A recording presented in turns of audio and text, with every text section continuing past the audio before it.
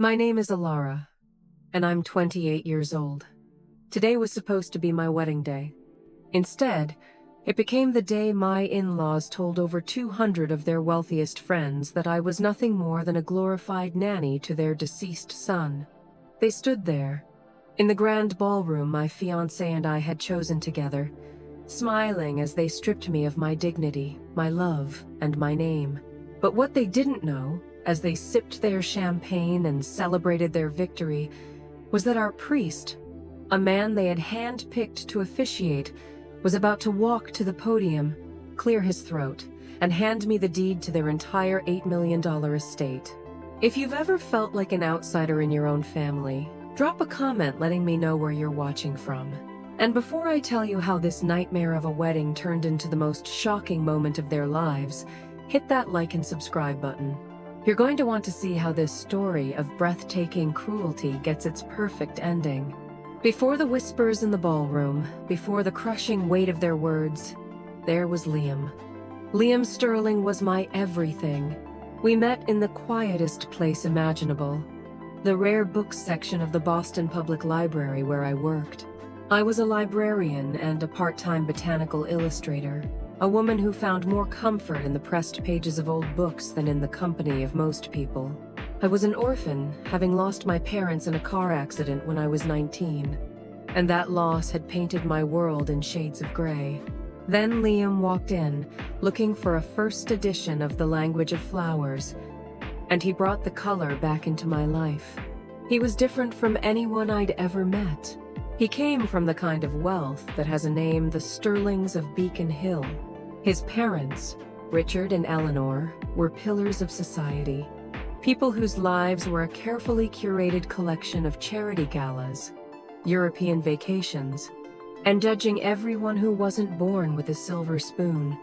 Liam, however, was kind, brilliant, and saw the world with an artist's soul. Even though he worked as an architect, he saw me. He didn't see the orphaned librarian with a patched-up coat. He saw a woman who could spend hours drawing the delicate veins on a single leaf. He saw a strength in my quietness that I never knew I had. Our love was a whirlwind romance built on quiet moments, late-night talks in his studio, walks through the Arnold Arboretum where I'd sketch, and he'd tell me the history of every building we passed. His parents, however, saw our love as a problem to be managed. From the moment Liam introduced me, I was not a person to Eleanor Sterling. I was a project, a fixer, upper. Alara, dear, that dress is quaint, she'd say, her eyes scanning my modest but neat attire. We must take you shopping. A Sterling woman has a certain standard to uphold. She never said you will be a Sterling woman. It was always conditional, a prize I had to earn. Richard was more direct in his disdain. He was a man who measured worth in stock portfolios and family lineage. I had neither. At our first dinner at the Sterling mansion, a house so grand it felt more like a museum than a home, he grilled me about my background. When I told him my parents were a teacher and a carpenter, he simply nodded, a tight, dismissive smile on his face. Honest work, he'd said, the words dripping with condescension, before turning his attention back to Liam to discuss a recent acquisition. I ceased to exist for the rest of the meal. Their disapproval was a constant, low-grade hum in the background of my happiness. I tried so hard to win them over. I memorized etiquette books, learned about their favorite artists, and baked Eleanor's favorite lemon tarts from a recipe I found in her grandmother's cookbook. Nothing worked. The tarts were a lovely effort, dear, but she barely touched them. My attempts at conversation were met with polite, icy smiles. They saw me as a temporary infatuation, a dalliance their son would eventually grow tired of. The most painful incident happened 6 months before our engagement. Eleanor was hosting a fundraiser and had asked me to help address invitations. I spent 2 full weekends using my best calligraphy, carefully penning the names of Boston's elite. The day of the event, I wore a simple but elegant navy dress Liam had bought me. As I was mingling, trying my best to feel like I belonged, I overheard Eleanor speaking to one of her friends. "Oh, that's Alara," she'd whispered, loud enough for me to hear. Liam's little project. A sweet girl, but terribly unseasoned. I had to have all the invitations redone by a professional, of course. Her handwriting was just not the sterling standard. I felt the blood drain from my face. I had poured my heart into those invitations. I slipped out of the party without saying goodbye, and when Liam found me crying in my small apartment later, his face hardened in a way I'd never seen before. "That's it," he'd said. "I'm done trying to make them see. It's you and me, Alara. That's the only family that matters." He proposed the next week with a ring. He designed himself a simple band with an uncut, unpolished diamond. "Because you are beautiful exactly as you are," he'd whispered. "You don't need any polishing." End of. We decided on a small, intimate wedding. Just us and a few close friends. But Liam's parents wouldn't have it. They insisted on a grand affair. A proper sterling wedding.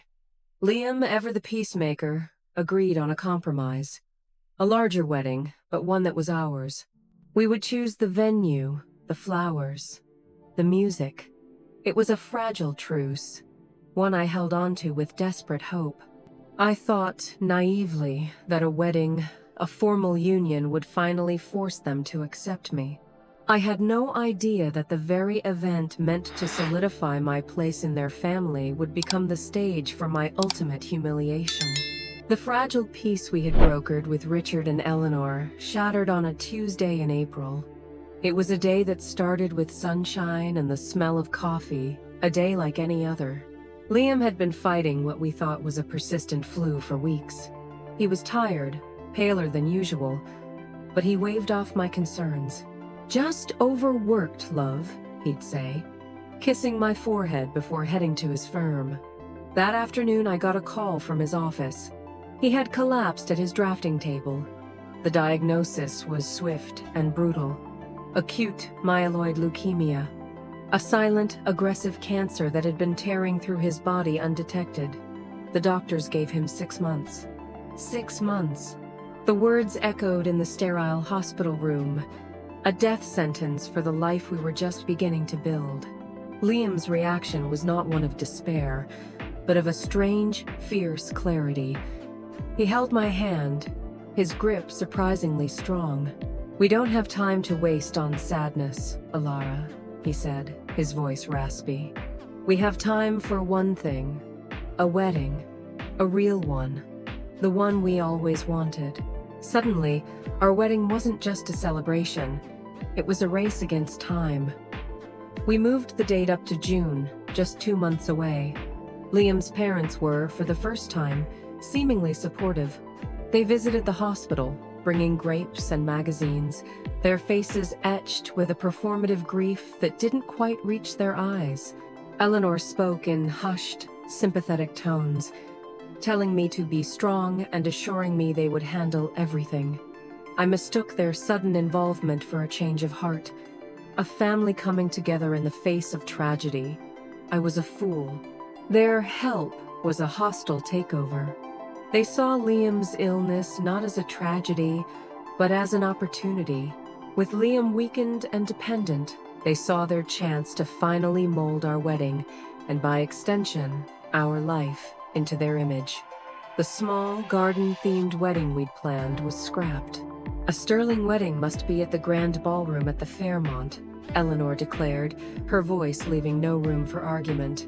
The simple wildflower arrangements I had designed were replaced with towering, ostentatious displays of white orchids. "Lilies of the valley are sweet, dear, but they lack presence," she sniffed. Liam was too weak to fight them. His energy was consumed by chemotherapy sessions that left him drained and nauseous. "Just let them have it, Alara," he'd whisper from his hospital bed. "It doesn't matter. None of it matters as long as you're my wife at the end of it." So I yielded. I bit my tongue as they uninvited my few friends to make room for their business associates. I nodded silently as they chose a wedding gown for me that was beautiful but felt like a costume, stiff and ornate. Nothing like the simple lace dress I had dreamed of. I became a ghost at my own wedding planning, a silent observer as the Sterling machine steamrolled over every wish Liam and I had ever had. My only solace was Father Michael, a kind, gentle priest who had been a friend of Liam's since his university days. Liam had insisted that he, and only he, officiate the ceremony. He visited Liam often, and he was one of the few people who spoke to me as a person, not as an accessory to the Sterling tragedy. "Liam is a strong man," he told me one afternoon, his eyes full of a wisdom that seemed older than his years. "His love for you is his greatest strength right now. The true catalyst, the event that sealed my fate in their eyes, happened 2 weeks before the wedding. Liam was gone. He passed away in his sleep, holding my hand. The cancer had moved faster than anyone predicted. My world didn't just collapse, it vaporized. The man who was my sun, my moon, my entire universe was extinguished. The grief was a physical thing, a crushing weight that made it hard to breathe. But in the eyes of Eleanor and Richard, Liam's death wasn't just a loss. It was the final move in their chess game.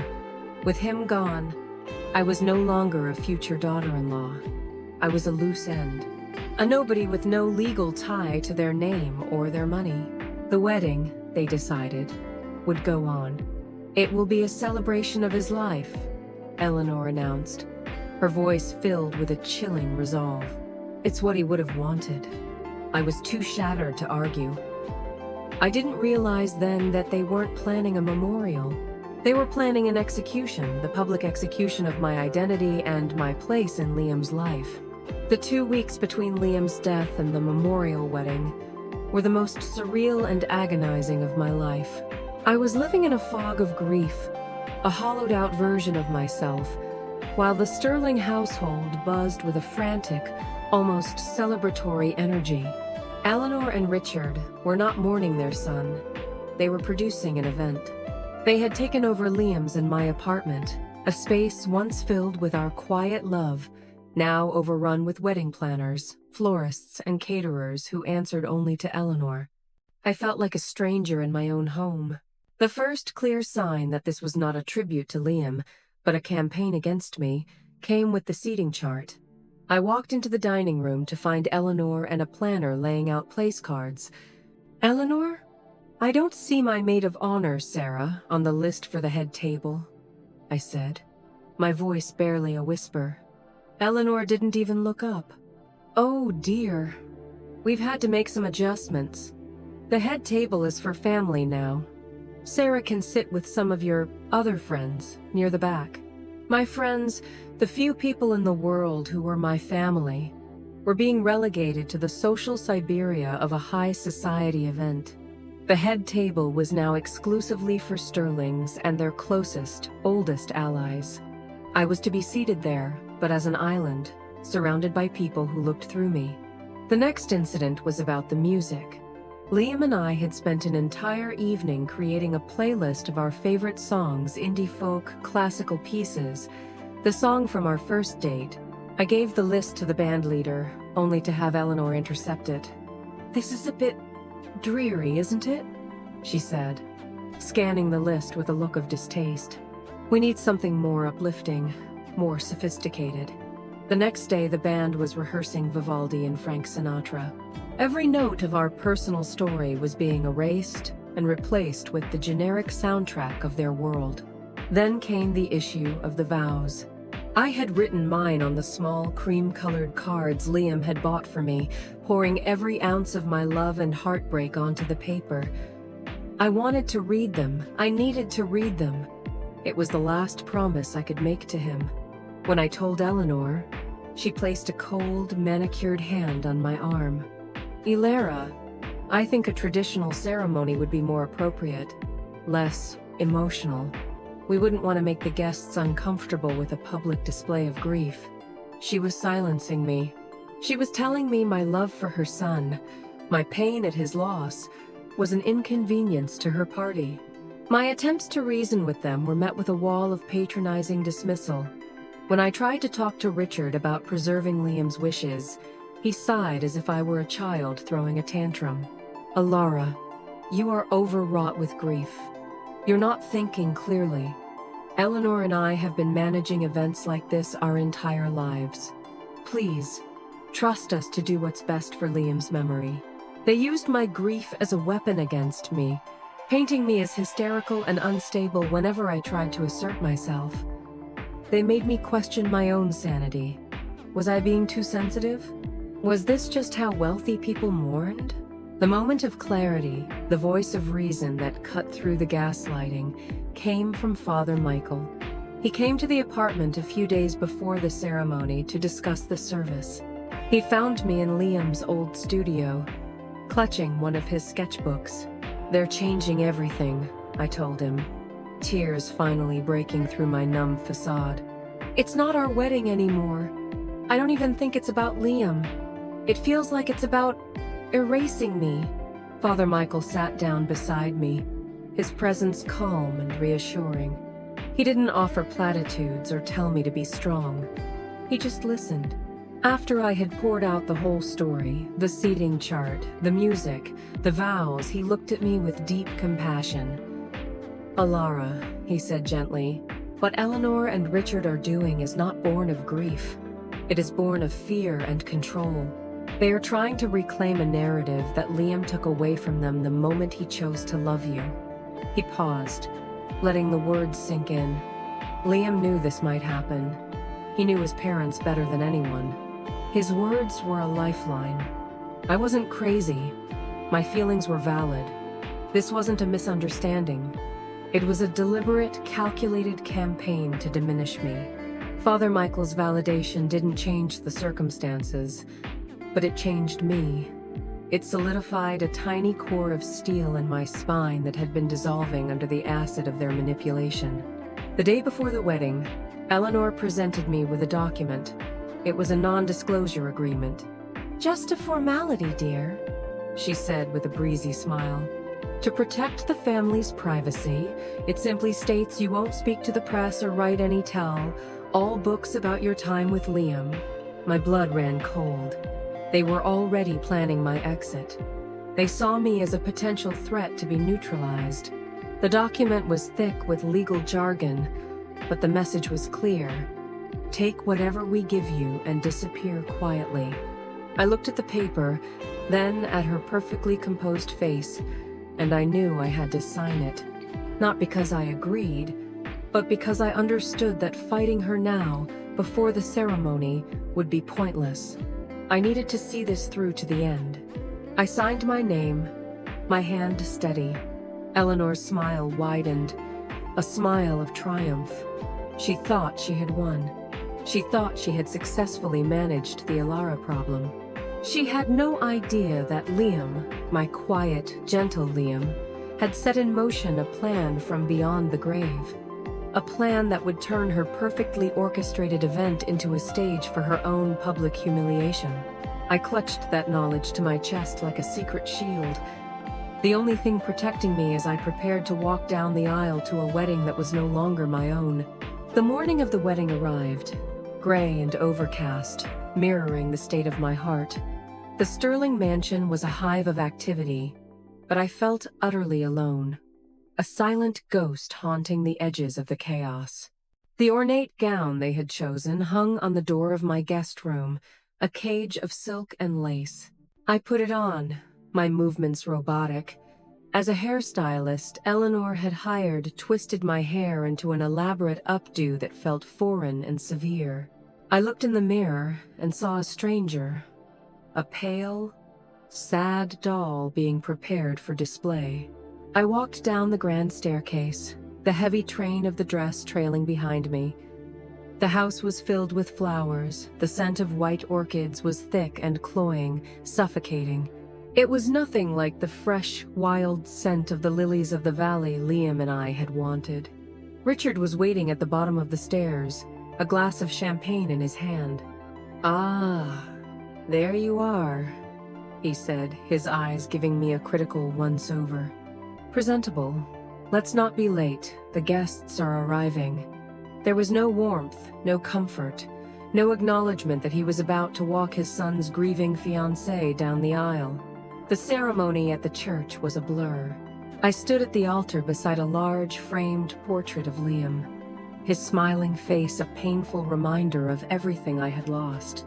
Father Michael's words were a gentle balm, the only authentic thing in the entire proceeding.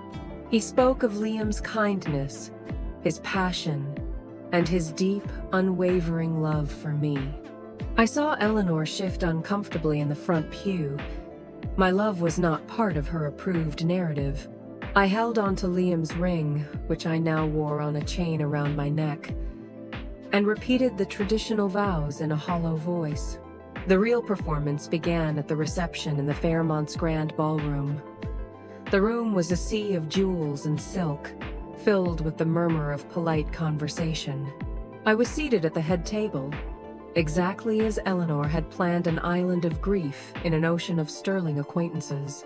People would approach, offer a stilted, "So sorry for your loss," and then quickly move on, their eyes darting around the room for more important connections.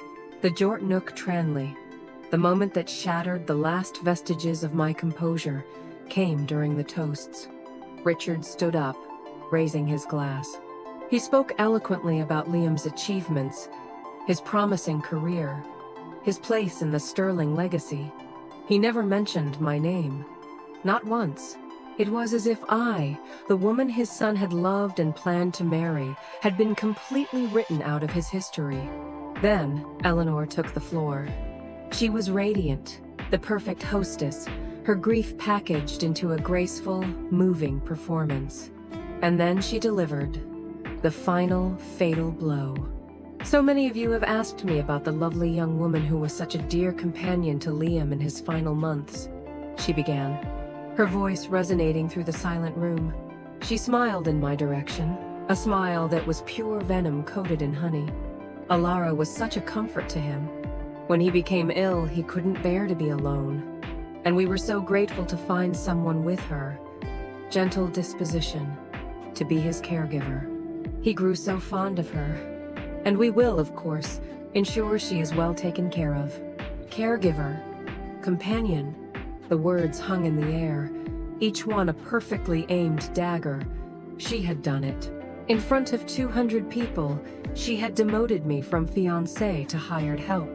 She had stripped me of my role as Liam's partner, his equal, his love, and recast me as a glorified nurse, a charitable case the Sterlings had taken under their wing. I could feel hundreds of pairs of eyes on me, pitying, curious, dismissive. I saw the whispers start, the subtle nods of understanding. Ah, so that's who she island. In that instant, something inside me broke. The grief, the exhaustion, the weeks of quiet submission, it all burned away, replaced by a cold, sharp-edged rage. I looked at Eleanor, who was now graciously accepting condolences for her touching tribute, and I saw her for what she was, a monster in a couture gown. The love I had for her son meant nothing. The life we had built meant nothing.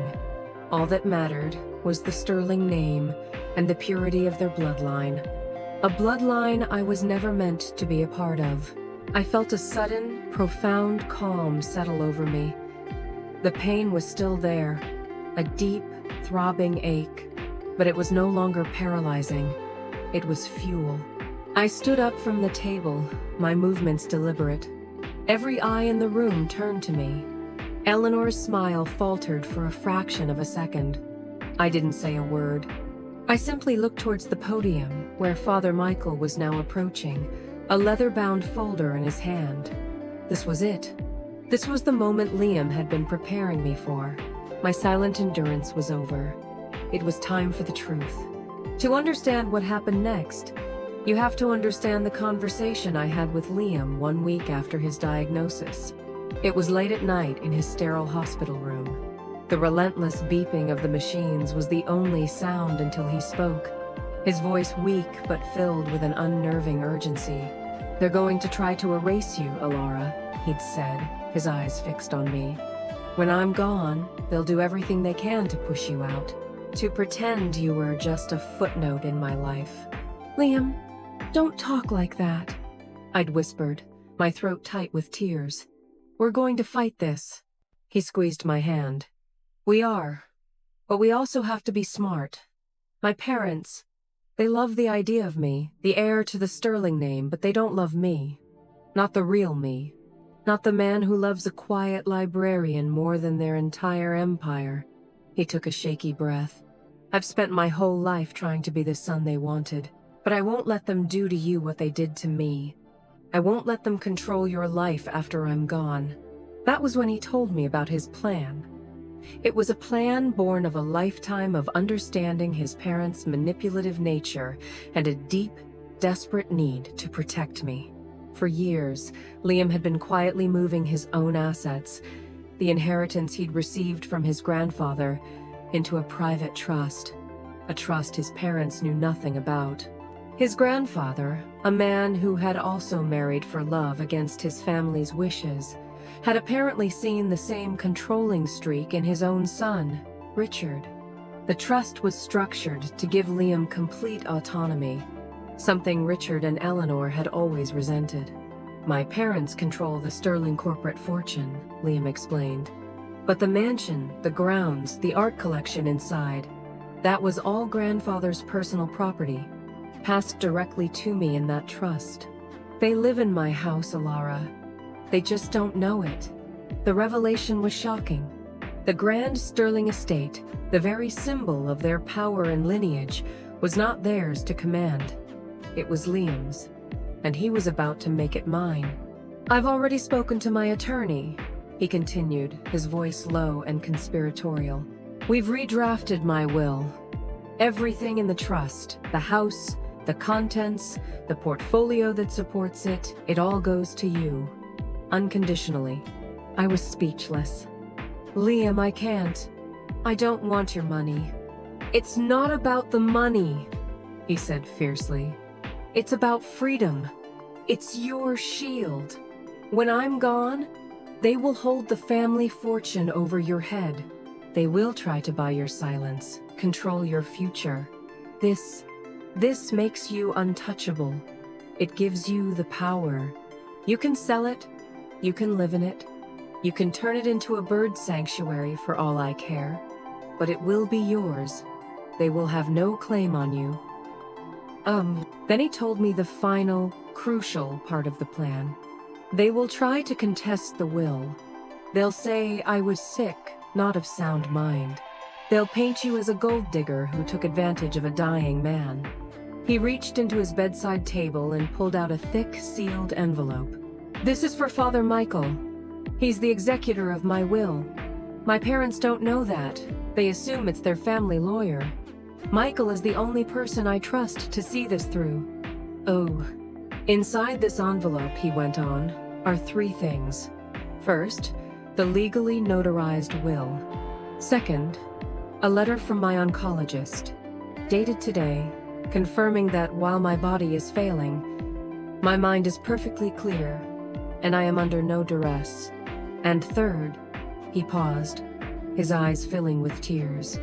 A letter from me, to be read at our wedding. I want everyone to hear, in my own words, what you mean to me. I want the truth of our love to be the last thing they hear in that ballroom. He made me promise.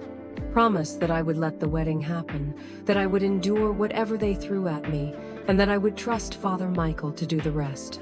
Let them build their stage, Alara, he'd whispered, his voice fading with exhaustion. Let them think they're in control. A grand stage is the perfect place for a grand finale. In the agonizing weeks that followed, that promise was my anchor. When Eleanor replaced my flowers, I remembered Liam's plan. When Richard dismissed my grief, I remembered Liam's letter. When they handed me the NDA, I signed it, knowing it would soon be a worthless piece of paper. My silence, my compliance, was not weakness. It was a strategy. It was the final, loving request of the man I was honoring. So as I stood in that ballroom, feeling the weight of 200 pairs of pitying eyes.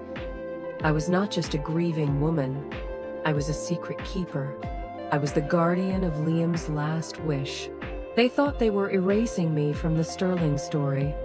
They had no idea I was about to become the author of its next, and most unexpected, chapter. I held Eleanor's triumphant gaze, and for the first time, I didn't feel small. I felt the power Liam had given me, a silent, thrumming energy waiting for its cue. And on the podium, Father Michael was clearing his throat. The show was about to begin. The gentle clinking of silverware and the low hum of conversation died down as Father Michael approached the podium. A soft spotlight illuminated him, a quiet figure of authority in the midst of the opulent chaos. Richard and Eleanor exchanged a self-satisfied glance. They assumed he was about to offer a final prayer, a gentle closing to their perfectly managed event. "Good evening," Father Michael began, his voice calm but carrying a weight that commanded attention. "We are gathered here today in a celebration of a life, the life of Liam Sterling. A man of integrity, passion, and profound love." He paused, his eyes scanning the room before landing on me. "Liam was my friend, and he asked me, as his friend and as the executor of his final wishes, to share a few words with you all." I saw a flicker of confusion on Richard's face. "Executor?" He leaned over to whisper something to Eleanor, who waved a dismissive hand. Before he passed, Father Michael continued, opening the leather folder Liam had given him. Liam was acutely aware that his time was short, and he was determined to use that time to ensure his truth was heard. He wrote a letter, with the express instruction that it be read here, today, in front of the people he loved, and in front of those who thought they knew him. The atmosphere in the room shifted. The polite boredom was replaced by a tense, electric curiosity. Father Michael took out a piece of paper, and I recognized Liam's strong, architectural handwriting immediately. My heart hammered against my ribs. "He begins," the priest said, his voice steady. "To my friends, my family, and most of all, to my wife, Ilara." A collective gasp swept through the room. He had called me his wife. Eleanor's face went rigid, her smile frozen in place. Richard sat bolt upright, his knuckles white where he gripped the table. Father Michael began to read Liam's words. "If you are hearing this, it means my time has run out, but my love has not. I look out at this room, and I see the life I was born into. But the life I chose is sitting at the head table. Her name is Ilara. She is not my companion, nor my caregiver. She is the architect of my happiness, the curator of my joy, the only person who saw the man behind the Sterling name and loved him not in spite of his flaws, but because of them." Tears were streaming down my face now, but they were not tears of sadness. They were tears of love, of validation. Liam was speaking through him, fighting for me from across the veil. "I have known for some time that my parents' vision for my life and my own were irreconcilably different," the priest read on, his voice ringing with the force of Liam's conviction. "They value lineage, appearances, and control above all else. I value kindness, authenticity, and love. My greatest act of defiance against their world of cold transactions was falling in love with Ilara. My greatest act of love for her is to ensure that they can never control her." Eleanor stood up, her voice a sharp, piercing whisper. "Father, that's enough. This is inappropriate." Father Michael held up a hand, not looking at her. "I am legally obligated as the executor to fulfill the deceased's final instructions, Eleanor. Please, sit down." The authority in his voice was absolute. Humiliated, she slowly sank back into her chair. The letter continued. "For this reason, I have made some arrangements to protect the woman I love. My parents have long operated under the assumption that this house, this estate, is the seat of their power. They are mistaken. The Sterling estate was passed directly to me from my grandfather, held in a private trust. It is my property, to do with as I see fit, and my last wish is to gift it to the person who made it a home, my wife, Ilara. He let the words hang in the air. The silence in the ballroom was absolute, a thick, heavy blanket of shock. Then, Father Michael reached back into the folder. Liam, anticipating a challenge, also included 2 other documents. The first is a sworn affidavit from his oncologist, confirming his complete mental competency at the time these decisions were made. He placed it on the podium. The second, he said, pulling out a heavy, ribbon-tied document, is the official, notarized deed to the Sterling estate and all its holdings, legally transferred and filed with the Commonwealth of Massachusetts. The sole owner is now Mrs. Ilara Sterling. He walked down from the podium, through the stunned crowd, and placed the deed directly into my hands. My fingers trembled as I touched the thick paper. It felt impossibly heavy, a symbol of love, freedom, and a devastating, brilliant final move. The chaos erupted. Richard was on his feet, his face purple with rage. This is a farce, a fraud. She manipulated him. That priest is in on it. Eleanor looked like she had been turned to stone, her mask of perfect composure shattered, revealing the raw, ugly fury beneath. You will not get away with this, you little gold digger, she hissed at me across the table, her voice low and dangerous. I stood up, holding the deed, my voice clear and steady for the first time in weeks. This isn't about money, Eleanor. This was never about money for me. This is about love and respect, something you know nothing about. I looked out at the sea of shocked faces. Liam knew you would do this. He knew you would try to erase me. This house, this deed, this isn't a prize. It's my shield. It's his final way of protecting me from you. I turned to Richard. You have lived in my fiancé's house for years, and now you have been guests in my home tonight. I think it's time for you to leave. The gasp this time was even louder.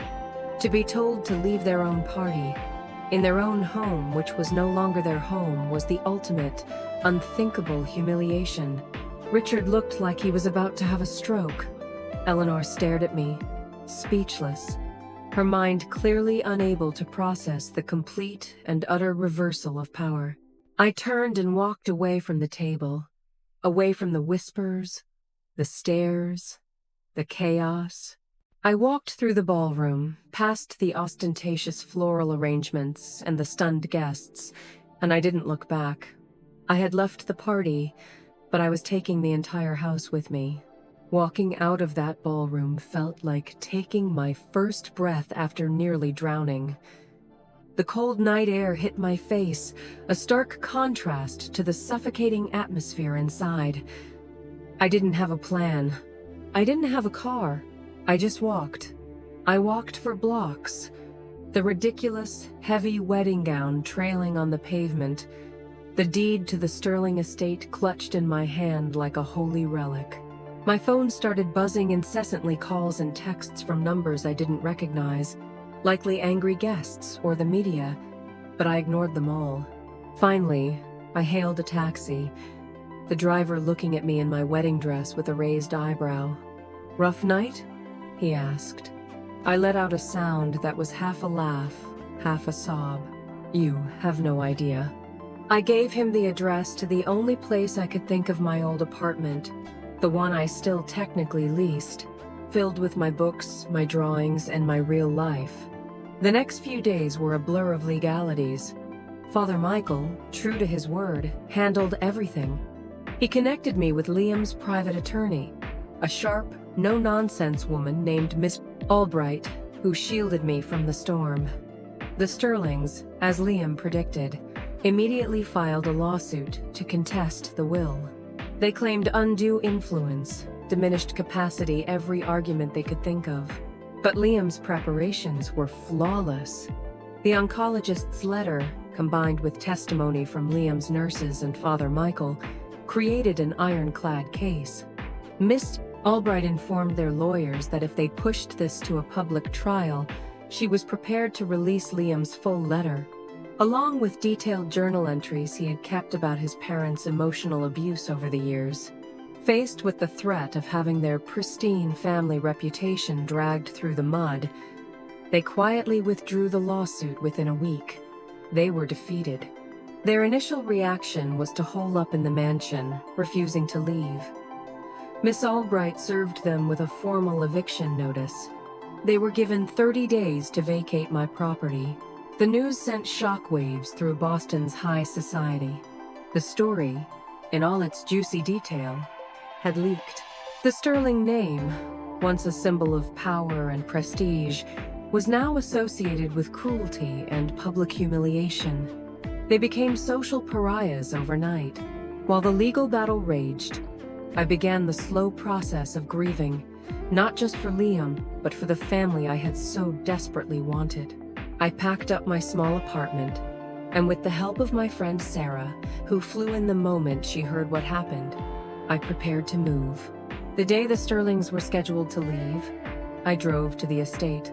A moving truck was parked in the long, winding driveway. I watched from a distance as Eleanor and Richard, their faces grim and defeated, directed movers carrying boxes and furniture. They looked smaller, older, stripped of the arrogant power that had defined them. Eleanor caught my eye as she was getting into her car. There was no apology in her gaze, only cold, hard hatred. The war was over, but the bitterness remained.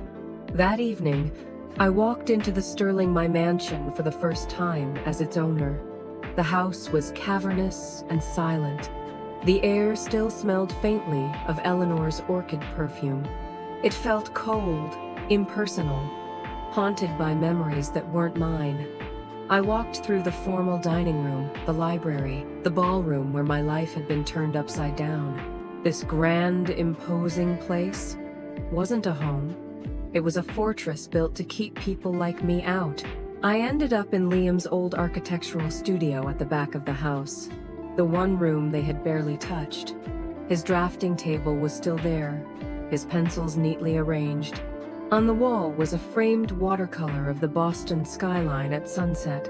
It wasn't a famous piece. It was something I had painted for him on our first anniversary. In this cold, empty mansion, it was the only thing that felt like home. Standing there, surrounded by the ghost of his love, I knew what I had to do. I wasn't going to let this house remain a monument to their cold legacy. I was going to transform it into a testament to his warm one. 1 year later, the scent of old paper and fresh flowers had replaced the sterile perfume of orchids in the mansion on Beacon Hill. The heavy velvet curtains were gone, replaced with simple linen ones that allowed sunlight to stream into the vast rooms. The formal, intimidating furniture had been sold at auction, and in its place were comfortable armchairs, overflowing bookshelves, and tables covered in art supplies. The Sterling estate was no longer a fortress. It had become the Liam Sterling Memorial Library and Botanical Arts Center. My life was unrecognizable. After settling the estate, I had used a portion of the funds to establish a nonprofit in Liam's name. The mansion was now its headquarters. The ground floor was a free public library specializing in art and architecture. The grand ballroom, the scene of my greatest humiliation, was now a bright, airy studio where I taught free botanical illustration classes to children from underserved communities. The house, once silent and cold, was now filled with the sounds of laughter, quiet reading, and the scratching of pencils on paper. It was a living, breathing tribute to everything Liam had loved. Running the foundation gave me a purpose beyond my own grief. I poured my energy into curating the library's collection and discovering talented young artists who needed a platform. I found a new family in the community we built, the volunteers, the students, the everyday people who came to read and draw in the beautiful space. I was no longer the quiet, timid librarian. I was a director, a teacher, a leader. I had found my voice. My relationship with Father Michael had deepened into a beautiful friendship. He served on the foundation's board and was a constant source of wisdom and support. We often had dinner together, sharing stories about Liam, keeping his memory alive not with sadness, but with joy and gratitude. As for the Sterlings, their fall from grace had been swift and total. The scandal of the memorial wedding had made them toxic in the social circles they cherished. Old friends suddenly stopped returning their calls.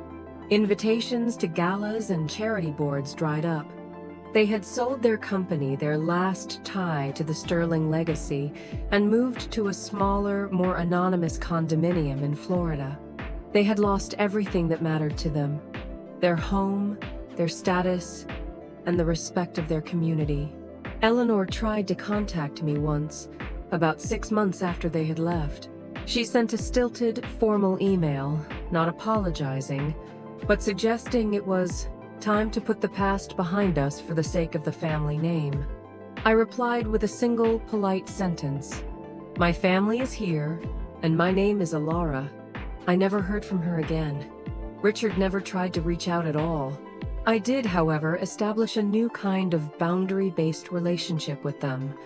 Through Miss Albright, I set up an anonymous annual donation to a charity they had once supported, with the stipulation that the gift be publicly credited to the friends of Liam Sterling. It was my way of honoring Liam's memory in their world, a quiet reminder that his legacy of kindness would outshine their legacy of cruelty. But it was done from a safe, unbreachable distance. They would benefit from his goodness, but they would never again have access to my life. I was healing. The sharp edges of grief had softened into a gentle, persistent ache. I still missed Liam every single day, but the pain was now interwoven with a deep sense of gratitude. He had given me more than a house or financial security. He had given me a future.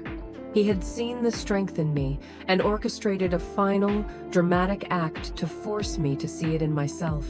One sunny afternoon, I was sitting in the garden now, a thriving botanical garden open to the public, sketching a newly bloomed passion flower.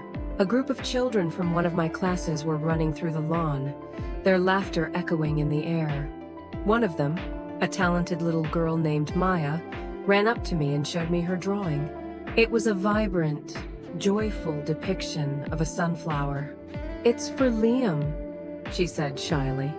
"You told us he loved sunshine." Tears welled in my eyes as I took the drawing. "He would have loved it, Maya. Thank you." In that moment, I felt a profound sense of peace. The Sterlings had tried to define me by my humble origins, to cast me as a nobody, a caregiver, a charity case. They had failed. Liam had defined me by his love. And now, I was finally defining myself by my art, my work, and the community I was building. I had taken their cold, empty mansion and filled it with life, light, and love. I had taken the name they tried to deny me and made it my own. The greatest justice wasn't their downfall, but my rise. I was no longer a footnote in the Sterling story. I was the author of my own. As I sat there in the garden Liam and I were supposed to grow old in, I reflected on the incredible, painful journey of the past year. I learned that sometimes, the people who are supposed to be your family are actually the ones you need the most protection from. They see love as a transaction and kindness as a weakness to be exploited. But I also learned that true family isn't about blood or a last name. It's about who sees you, who fights for you, and who believes in your worth even when you don't. The greatest lesson Liam taught me wasn't just how to love, but how to arm yourself with it. His final act wasn't one of revenge against his parents. It was an act of profound empowerment for me. He knew that the greatest inheritance he could leave me wasn't wealth, but freedom. The freedom to live without fear, to build without permission, and to define my own legacy on my own terms. The mansion wasn't a prize. It was a key that unlocked the cage they had built around me. I had spent so long trying to be worthy of the sterling name, when the truth was, they were never worthy of the love Liam and I shared. Your value is not determined by those who refuse to see it.